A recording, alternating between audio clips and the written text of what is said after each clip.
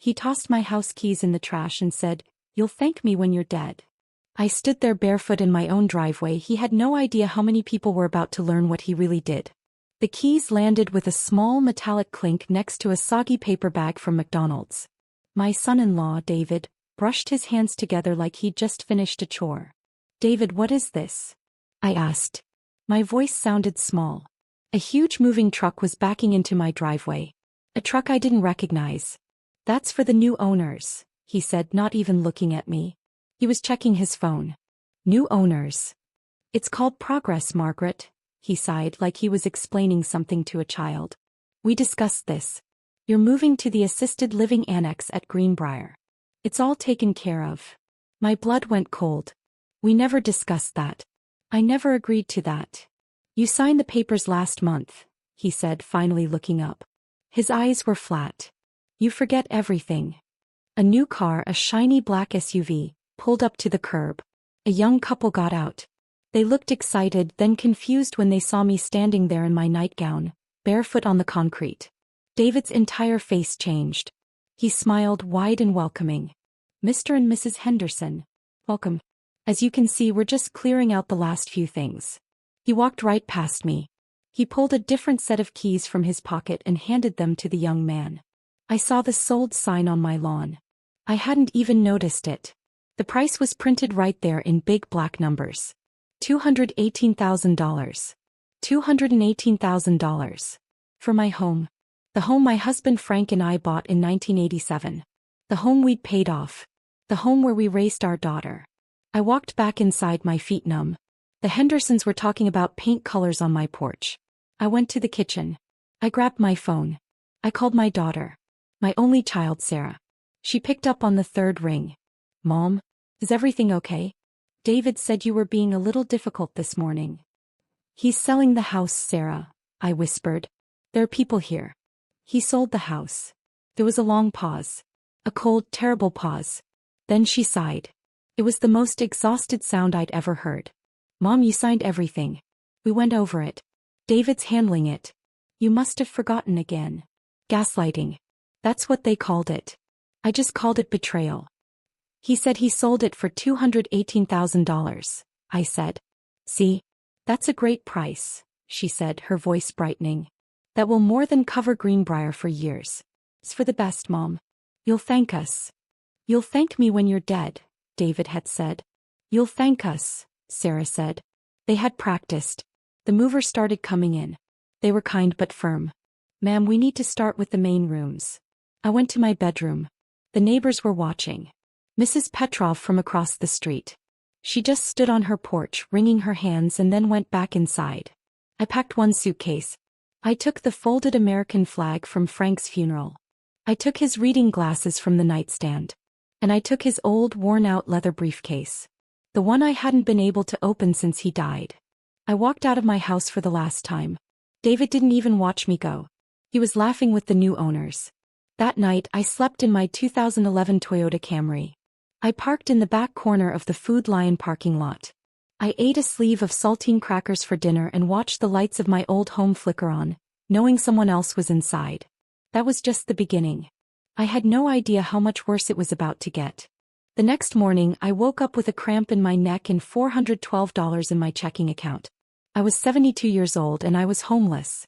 The power gap. That's what it was. I used $1.50 on a cup of bitter gas station coffee. I drove by David and Sarah's house. It was in a new development.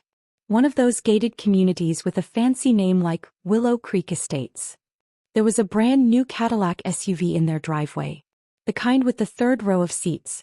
They didn't even have kids. They were spending my money. They were living in a 5-bedroom house while I was checking my rearview mirror, terrified a police officer would tap on my window. I had to fight. But how? My first attempt was a joke. I called legal aid. The woman who answered sounded tired. "Ma'am, do you have copies of the documents you signed?" "No," I admitted, my face burning with shame. "My son-in-law has them. He told me it was for tax protection." "Tax protection," she repeated. No emotion. "Without the documents, there's not much we can do. Our wait list for an intake appointment is 6 months. 6 months. I didn't have 6 hours. I tried to get into my bank accounts, the ones Frank and I had shared. Access denied. My password didn't work. I called the bank. "I'm sorry, Mrs. O'Connell," the teller said, "but your name was removed from these accounts 3 weeks ago. The primary holder is now Mr. David Marsh. He hadn't just stolen my house. He'd stolen everything."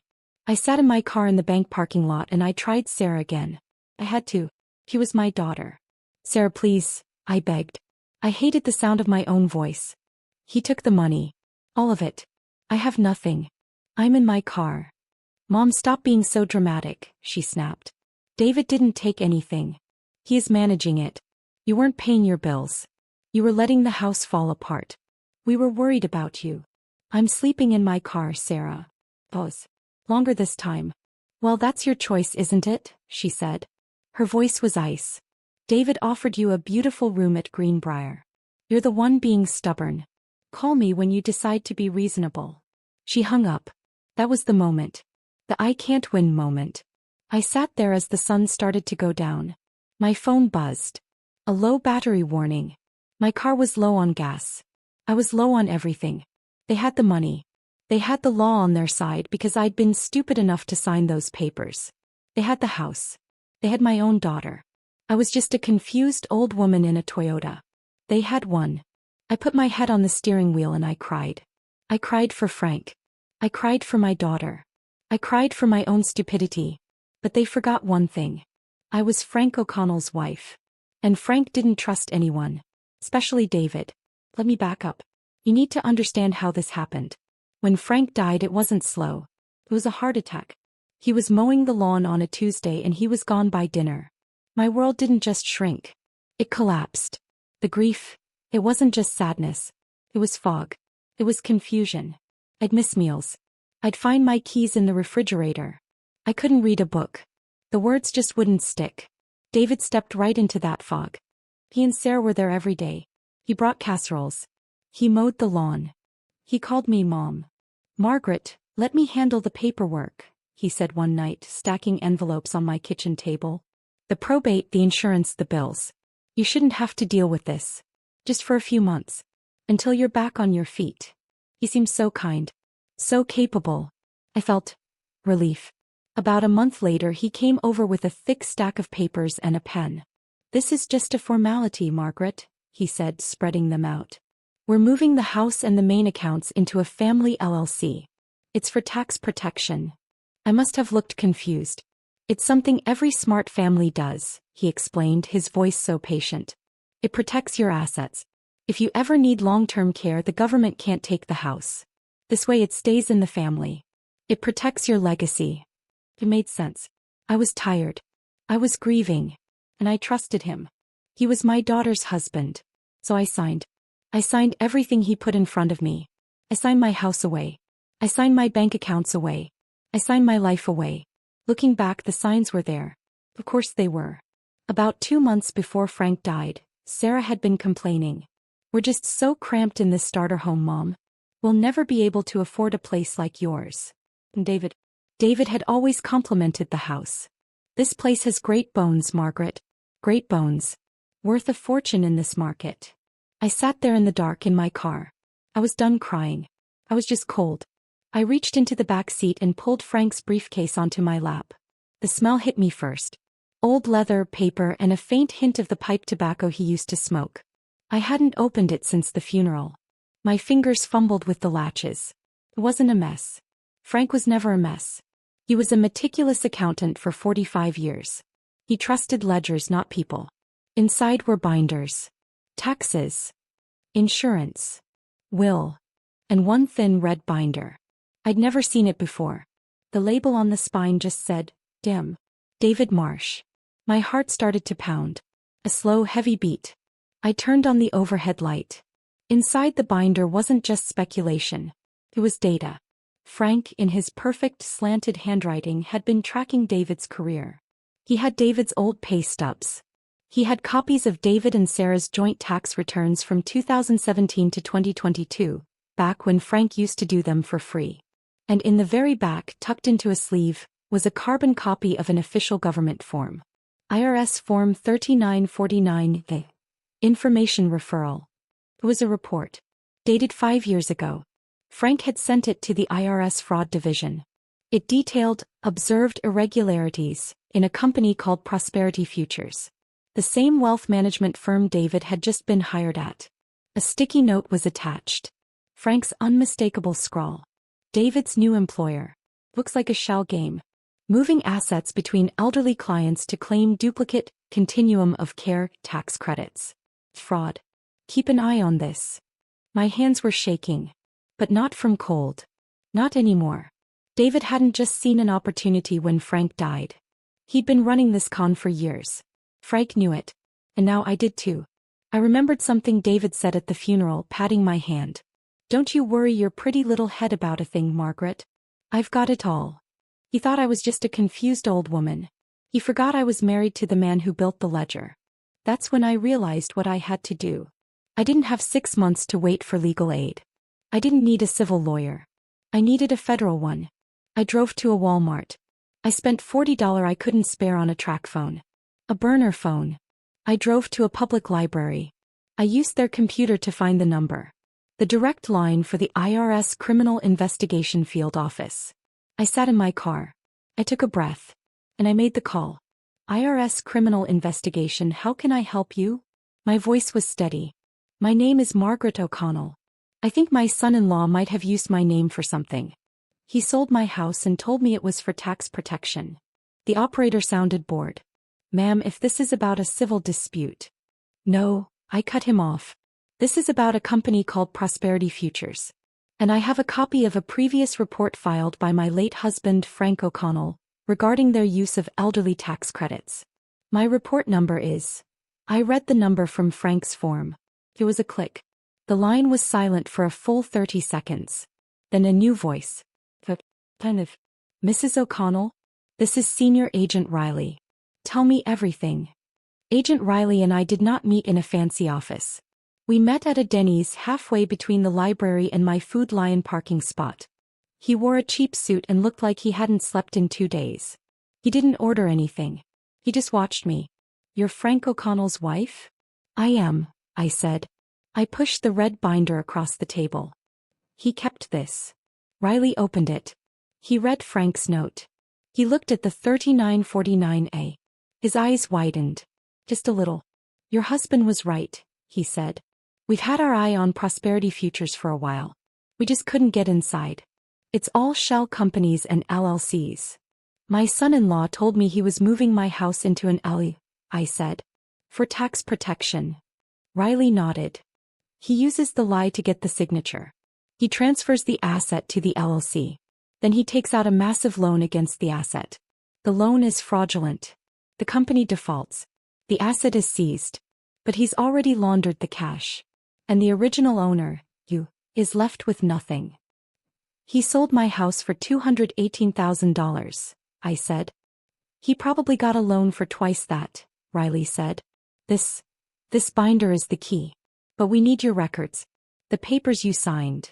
My stomach dropped. I don't have them. David has them all. Think, Margaret.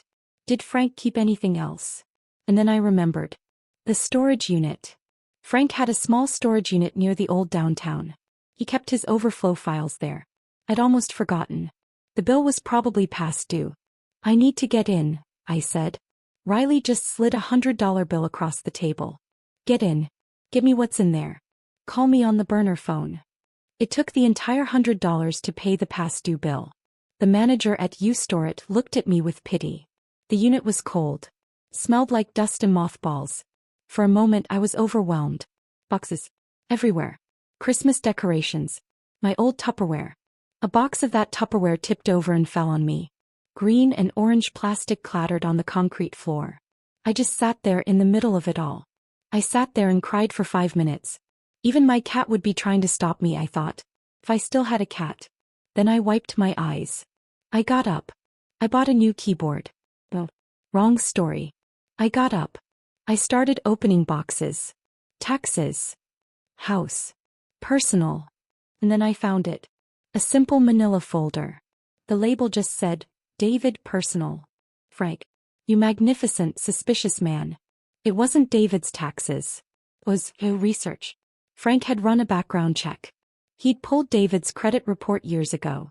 He had statements from an old bank account David had closed. And he had the original loan application for David and Sarah's starter home. There was, in black and white, David had listed a future inheritance asset of $250,000 to qualify for the loan. He listed my house. He'd been planning this for years. Before Frank was even gone. I spent $87 I didn't have at a Kinko's. I copied every single page. I gave the new folder to Riley. We met at the same Denny's. He looked through the loan application. He just shook his head. He's arrogant. That's how we get them. What happens now? I asked. Now. We build the case. This is good, Margaret. This is very good. But it's not fast. You need to be patient. And you need to be safe. Don't contact them. Don't answer their calls. Can you do that? I'm living in my car, I said. I have nowhere else to go. Riley looked at me. Really looked at me. I can't officially help you with that. But. He wrote a number on a napkin. It's a women's shelter. St. Mary's. It's clean. Safe. Tell them Riley sent you. They'll find you a bed. I almost said no. The pride. The shame. I was tired. I was so tired. I went to the shelter. It was clean. It was safe. It was a small cot in a room with 3 other women. But it was a roof. That's what fighting back actually looks like. It's not dramatic. It's not like TV. It's sleeping in a shelter. It's eating donation-based soup. It's waiting by a phone that doesn't ring. For 78 days I waited. I got a part-time job. Folding towels at a laundromat. 20 hours a week. It was something. I was questioning myself. Every day. Maybe I should have just gone to Greenbrier. Maybe this was all a mistake. Then the escalation came. My track phone rang. It was Sarah. Mom? Where are you? She shrieked. We got a letter. A letter from the IRS. What did you do? I stepped outside the shelter. I told the truth, Sarah. You're ruining us, she cried. They're auditing David. They're auditing his company. He could lose his job. You're just a bitter, crazy old woman. What is wrong with you? The house was sold for $218,000, Sarah. Where is that money? Silence. Then David's voice. Pulled. Furious. Listen to me, Margaret. You stop this. You stop this right now. You call them back and you tell them you were confused. You tell them you're senile. Or I swear to God, I will have you declared legally incompetent. You'll be in a state home so fast your head will spin. Do you understand me? I held the phone. My hand was steady. Did Sarah know David?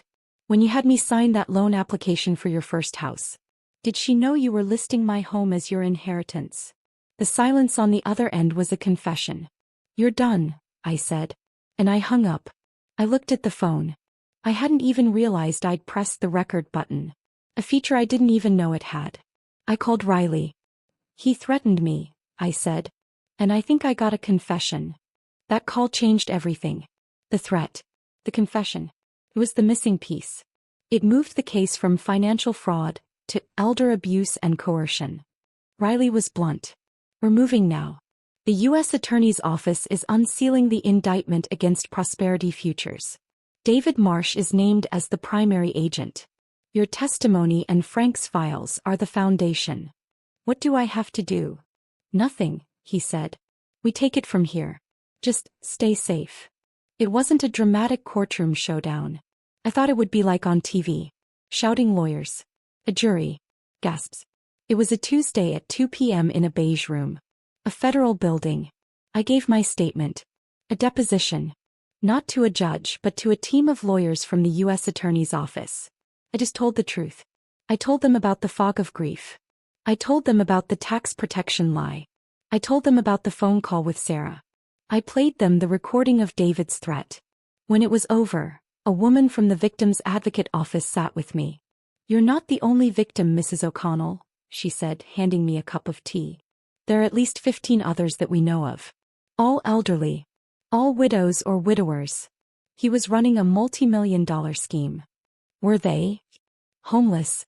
Some. Others were moved to state-run homes. Their families never knew. They just thought the money ran out. But why me? I asked. Why did my case? You're the only one who fought back, she said simply. And your husband left you a roadmap. Frank O'Connell's files blew the whole thing wide open. The reckoning didn't happen all at once. It was a series of dominoes. The first was the news report. I was at the shelter. Someone had the local news on. Local financier arrested in multi-million-dollar elder fraud ring. And there was David's face. His work photo. Smug smiling. Then footage. Of him. In handcuffs. Being led out of his office building. He wasn't smiling. The reporter was standing in front of Prosperity Futures. The doors were locked. A seized by order of the IRS sign was taped to the glass. I just sat there. I watched it. I didn't cheer. I didn't cry. I just drank my tea. But the best part? The most public part? That came a week later. The advocate called me. Margaret, we need you to come with us. We have a civil seizure order. We have to go to David and Sarah's house. To identify any property that was purchased with fraudulent funds. Which is pretty much everything. You want me to go there? We need you to. You're the primary claimant. So I went. I rode in a government car. We pulled up to the gated community. A sheriff's deputy met us there. We walked up the perfect stone pathway. To the perfect oversized front door. The deputy knocked. The door opened. It was Sarah. She looked awful. Her hair was a mess. Her eyes were red and swollen. She was wearing a dirty bathrobe. She saw me. Her face crumpled. Mom, she whispered. You did this. You did this to us. No, Sarah, I said. My voice was calm. It felt like it was coming from somewhere else. David did this. And you let him. David stormed up behind her. He was out on bail. He looked like he'd aged 10 years. Get off my property, he roared. He pointed a shaking finger at me. You senile old. The deputy stepped forward. He was a big man. Sir, this is a civil seizure. We are here with Mrs. O'Connell to identify and reclaim assets. You need to step aside. David looked at the deputy. At the advocate with her clipboard. At me. And he knew. He knew he couldn't lie. He couldn't bully. He couldn't charm his way out. All the air went out of him. He just deflated. He stumbled back and sank onto the stairs, putting his head in his hands. The advocate turned to me. Mrs. O'Connell? I stepped across the threshold. Into their beautiful stolen house. And I saw it all. My mother's china in his dining room cabinet. Frank's antique mahogany desk in his home office. My silverware. My paintings. The rug from my living room. That's mine, I said, pointing. That desk is mine. The china. The rug. The advocate started tagging items. Sarah was just weeping. Hysterical. Mom, please. Please stop this. We'll pay you back. I promise. Don't let them take it all. The house was sold for $218,000, Sarah, I said, not looking at her. I was looking at Frank's desk. Where is that money? It's gone, she sobbed. It's all gone. The loans. The lawyers. It's gone. I know, I said. The advocate said, the house is being repossessed by the bank, ma'am. The loan was fraudulent. The neighbors were watching. Of course they were. Curtains were twitching all up and down the street. They were watching the deputies carry out furniture. They were watching Sarah cry on her front steps. David just sat there. He didn't say another word. I walked over to Frank's desk. I opened the top drawer. His reading glasses were still there. Right where I'd left them. David hadn't even bothered to clean it out. I picked them up. I turned around. And I walked out. I didn't look back. That wasn't the end. That was just the first, most visible consequence. David's bail was revoked. The judge ruled him a flight risk. His trial was fast. The evidence was overwhelming. Frank's binder.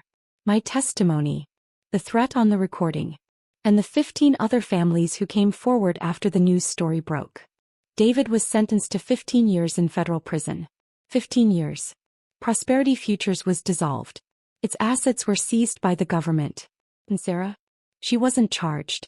The U.S. attorney said they couldn't prove she knew the details of the fraud. But she lost everything. She lost the house. Her. The social circle. The bank accounts were all frozen. She filed for bankruptcy. The last I heard from one of the other victims, Sarah was working as a hostess at an Olive Garden over on the highway. She was living in a studio apartment. I never heard from her. Not a call. Not a letter. And that was fine. The state's Victim Compensation Fund, combined with the seized assets from the company, started paying out. It wasn't fast. Took almost a year. I didn't get the full $218,000 back. That money was long gone. But I got a check. A settlement. The advocate called it a modest but substantial recovery. It was enough. I got my belongings back. The movers from the Marshal's service delivered Frank's desk. My mother's china. My paintings. Frank's flag. I left the shelter. I didn't want my old house. Too many ghosts. Too many bad memories of that last day. I used the settlement check to rent a small, quiet condo. By the sea. The walls are white. The mornings are quiet. The only sound is the gulls. It was hard. Yes. It was the hardest thing I've ever done. I lived in a shelter at 72. I lost my daughter. I faced down the man who stole my life. Was it worth it? I looked around my new living room. At Frank's desk by the window. At his flag now in a proper display case. Yes. It was worth it. It was never about the money. It was about the truth. It was about Frank's name. It was about the fact that they thought they could just erase me. I made a few friends. From the laundromat of all places. And one of the other victims. A widower named Arthur. He'd also been tricked by David. We meet for coffee on Thursdays. We talk about our spouses. We talk about the weather. We don't talk about David. We don't have to. One morning a letter came. It was postmarked from the county jail, before David had been transferred to the federal penitentiary. His handwriting was angry. Jagged. It was one sentence. You ruined my life. I folded the letter once. My little condo has a small fireplace.